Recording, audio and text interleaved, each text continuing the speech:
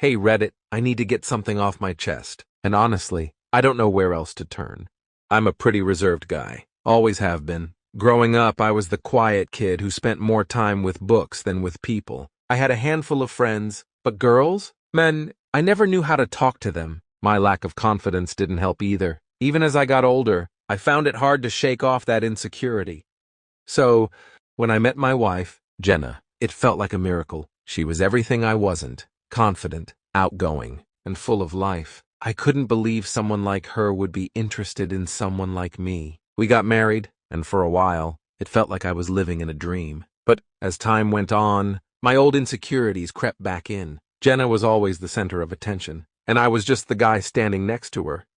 I couldn't shake the feeling that she wasn't happy with me. She would come home late from work, always had new friends to meet, and our conversations became shorter and less meaningful. I didn't want to seem paranoid or clingy, so I never confronted her about it. Deep down, I was terrified that if I pushed too hard, she'd leave me, and I couldn't bear the thought of being alone again.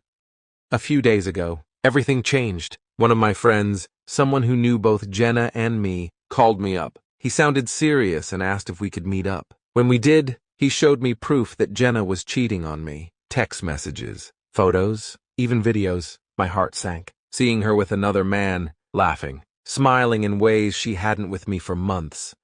It felt like my worst nightmare come true.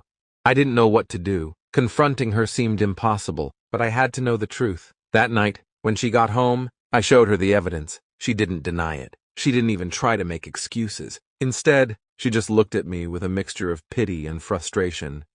Why? I managed to choke out, tears welling up in my eyes. Why would you do this to us? She sighed, looking more annoyed than remorseful. Because I'm not happy, and you know it. You can't keep up with me, and I need more than what you're giving me. Her words cut deeper than any knife. I felt like a failure, not just as a husband, but as a person. I couldn't hold back the tears anymore. Please, Jenna, if there's anything left of what we had, please don't do this to me anymore. I can't take it. She just shook her head, not saying anything more. We sat in silence for what felt like hours, the weight of everything hanging between us. That night, she slept in the guest room, and I lay awake, wondering what I could have done differently, if there was any way to fix this. I don't know where we go from here. All I know is that my world has been shattered, and I'm left picking up the pieces of a life I thought was real.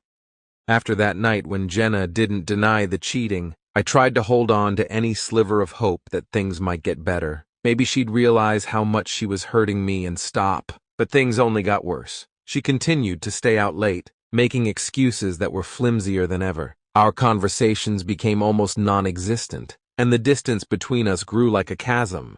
One night, I was sitting in the living room, trying to distract myself with some TV, when I heard noises from our bedroom upstairs. At first, I tried to convince myself it was nothing, but the sounds grew louder, unmistakable. My heart pounded in my chest as I climbed the stairs, every step feeling heavier than the last. When I reached the bedroom door, it was slightly ajar. I pushed it open and there she was, with another man. The sight of them together in our bed, in our home, was like a punch to the gut. The guy was taller, more muscular, exuding a confidence I never had. "Jenna, stop this," I pleaded, my voice barely above a whisper. She looked at me with a mixture of annoyance and amusement. "Just leave, okay? Stay out of the way." The man turned to me, his expression hardening. "Get out of here, or I'll throw you out myself." I felt a mix of fear and anger bubbling up inside me. "Jenna, if this happens again, I swear I'll leave you. I can't keep doing this." She laughed, a cold, dismissive sound that cut through me. "You won't leave. You can't. Who else would want you? You'll never find anyone else." Her words hit me like a ton of bricks. Deep down, a part of me believed her. I was that insecure, lonely kid again, convinced that no one else would ever love me. I backed out of the room, shutting the door behind me. That night, I lay on the couch, staring at the ceiling, feeling more lost and broken than ever. Jenna didn't come downstairs to check on me, and I didn't have the strength to confront her again. I felt trapped, a prisoner of my own insecurities and fears. I don't know what to do. Reddit, I'm stuck in a nightmare I can't wake up from. Part of me wants to leave, to find some way to rebuild my life. But another part of me is terrified of being alone, of proving Jenna right. Hey Reddit, back again. This time, things have really escalated. I've been trying to cope with everything, but as days turned into weeks, the weight of Jenna's betrayal started to crush me. I could feel my anger and frustration growing, and no matter how much I tried to suppress it, it kept boiling over. I was fed up with being disrespected, tired of feeling like a doormat. My insecurity had always held me back, but now it was suffocating me. One night, I was downstairs when I heard familiar noises from our bedroom. My blood ran cold, but instead of retreating, something snapped inside me. I was done with being walked all over. I marched up the stairs, every step fueled by a mix of rage and determination. I burst into the room, and there they were, in the middle of having sex. Jenna saw me and laughed, a cruel, mocking sound that made my skin crawl. Just leave, you pathetic loser, she sneered. But this time, I didn't back down. No, Jenna, this stops now. If you don't get out, it's going to get worse. The man, her latest fling, glared at me. You're gonna regret this. Leave now, or you're in for some serious trouble. I stood my ground, my fists clenched. I'm not going anywhere. He got up, ready to throw me out, but I'd had enough. All the years of pent-up frustration and anger surged through me. As he approached, I swung with everything I had and landed a solid punch right to his jaw. He went down hard, stunned and out cold. Jenna's eyes widened in shock. What the hell are you doing? She screamed. I looked at her, my voice steady and firm. Get out of my house, prostitute! I'm done with this! Consider yourself served. She started to say something, but I cut her off. Pack your things and leave. We're over. I left the room, heart pounding, adrenaline coursing through my veins. For the first time in years, I felt a strange sense of clarity and relief. I was finally standing up for myself, refusing to be a victim any longer. Now, I'm sitting in the living room, waiting for Jenna to pack her things and leave. I'm not sure what the future holds, but I know one thing for sure. I'm done being walked all over. It's time for me to take control of my life. Thanks for listening. Reddit, I'll keep you updated on what happens next. After kicking Jenna out, I felt a surge of empowerment I hadn't experienced in years. I wasn't just standing up for myself. I was taking back control of my life. But with that newfound strength came a dark desire for revenge. Not just against Jenna, but against everyone she cheated on me with. I couldn't just let them walk away without consequences. The first guy was easy to track down. He was a regular at a local bar. I waited until late one night, then slashed his tires and keyed his car. The next morning, when he found his car, he looked furious and confused. It gave me a sick sense of satisfaction. The second guy was tougher. He lived in a gated community, so I had to get creative. I found out where he worked and followed him to a gym he frequented. I cornered him in the parking lot and gave him a taste of his own medicine. I left him bruised and battered, warning him to stay away from other people's wives. There were a few more, and I dealt with each of them similarly. A broken window here, a flattened tire there. It was like therapy, but darker. I knew it wasn't healthy, but it felt like justice in a twisted way.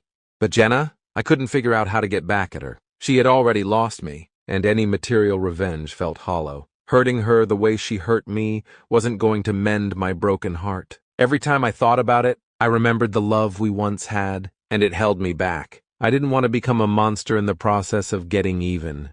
One day, I ran into her at a grocery store. She looked different, tired, maybe even regretful. She tried to talk to me, but I cut her off. Jenna, there's nothing left to say. You made your choices, and now you have to live with them. She looked down, nodding slowly. I know. I'm sorry for what it's worth.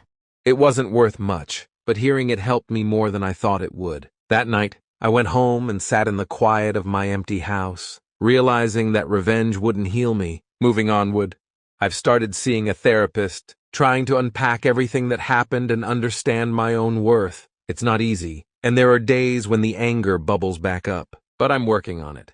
To anyone reading this, if you're going through something similar, remember that revenge might feel good in the moment, but it doesn't fix what's broken inside. Focus on healing yourself. That's the best revenge you can get. Living a life where their betrayal doesn't define you. After everything that happened, I knew I needed to move forward. The first step was to legally sever the ties between Jenna and me. I couldn't move on with my life with her still connected to it. So, I filed for divorce. I was nervous about the process. Jenna had been so confident and dominant throughout our marriage, and I feared she might try to take everything from me. But I was determined to protect what I had left. I found a good lawyer who understood my situation and was ready to fight for me. The divorce process was grueling. Jenna didn't make it easy, but surprisingly, she didn't fight as hard as I expected. Maybe she realized how much she had hurt me, or maybe she just didn't want to deal with the hassle. Either way, with my lawyer's help, I managed to keep most of our assets. We had a modest home, a couple of cars, and some savings. Jenna tried to claim she deserved half of everything, but given the evidence of her infidelity and the way she had treated me, the court sided with me. I kept the house, one of the cars, and a significant portion of our savings. Jenna moved out, taking only her personal belongings. Watching her pack up and leave was bittersweet. There was a part of me that still remembered the good times, the love we once had, but the betrayal overshadowed it all. The finalization of the divorce felt like a huge weight had been lifted off my shoulders. I was free to start anew, to rebuild my life without the constant shadow of betrayal looming over me. I started focusing on myself, picking up hobbies I had neglected, reconnecting with old friends, and even considering dating again, though I knew I had to take it slow. For the first time in a long while, I felt a sense of peace. I could walk through my house without feeling the echoes of Jenna's laughter or the sting of her betrayal. It was my space now, a place where I could heal and grow. If there's one thing I've learned through all of this, it's that sometimes you have to hit rock bottom to truly find yourself. I'm still on that journey, but I'm stronger now, more confident. I know my worth, and I know that I deserve better. After the divorce was finalized, I felt a mixture of relief and residual anger. While I had moved on in many ways, a part of me still wanted everyone to know the truth about Jenna and what she had done. I wasn't looking for revenge at this point, but more for a sense of justice and vindication. So, I decided to write a post on social media. It wasn't something I did lightly. I knew it could stir up a lot of drama. But I felt that people deserved to know the real Jenna. I crafted the post carefully, making sure to stick to the facts and avoid overly emotional language. Here's what I wrote. To all our friends and family, I never imagined I'd be sharing something so personal on social media, but I believe the truth needs to be told. As many of you know, Jenna and I are no longer together. What you may not know is why. Over the past few years, Jenna repeatedly cheated on me with multiple men. I tried to save our marriage, even confronting her with proof, but she continued her infidelity without remorse. She even brought her affairs into our home, showing complete disregard for our marriage vows and my feelings. I loved Jenna deeply and did everything I could to make our marriage work, but her actions showed a profound lack of respect and commitment. I have endured a lot of pain and humiliation, and it's time for the truth to come out. I am not writing this to seek sympathy or to vilify Jenna unnecessarily. I simply want everyone to know what kind of person she is so that no one else falls victim to her deceit. Trust and loyalty are the foundations of any relationship, and Jenna shattered those foundations beyond repair. To those who have supported me through this incredibly difficult time, thank you. Your kindness and understanding have meant the world to me.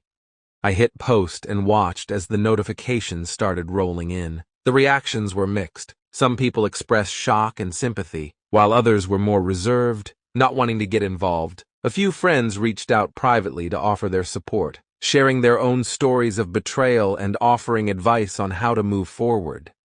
Jenna, predictably, was furious. She tried to call and text, accusing me of trying to ruin her life. But for once, her words didn't sting. I felt a sense of closure knowing that I had stood up for myself and told my side of the story. In the weeks that followed, I noticed that many people distanced themselves from Jenna. Her social circle shrank as the truth spread. I didn't take any joy in her suffering, but I felt vindicated. People now knew the real Jenna, and that was enough for me. I've continued focusing on myself, building a life that's free from the shadows of betrayal. It's been a long, hard journey, but I'm finally starting to see the light at the end of the tunnel. Hey Reddit, I'm back with the final update. This time, it's a story of healing and new beginnings. After everything that happened with Jenna, I took some time to focus on myself. I worked on rebuilding my confidence, rediscovering hobbies, and reconnecting with friends. It wasn't easy, but little by little, I started to feel more like myself again. The anger and pain began to fade, replaced by a sense of resilience and hope. A few months after my social media post, I decided to dip my toes back into the dating pool. It was intimidating, to say the least. My insecurities from the past still lingered, but I was determined to not let them hold me back anymore. That's when I met Emily. Emily was different from anyone I had ever met. We were introduced through a mutual friend at a small gathering. She was kind, empathetic, and had an aura of warmth that instantly put me at ease. We started talking, and to my surprise, I found myself opening up to her about my past. I told her about Jenna, the betrayal, and the long road to recovery. Instead of pity, Emily offered genuine understanding and support. We began spending more time together, and she became a steady presence in my life. Emily helped me see my worth beyond the pain and insecurities. She encouraged me to pursue my interests and passions, to believe in myself again. With her support, I started to see myself in a new light.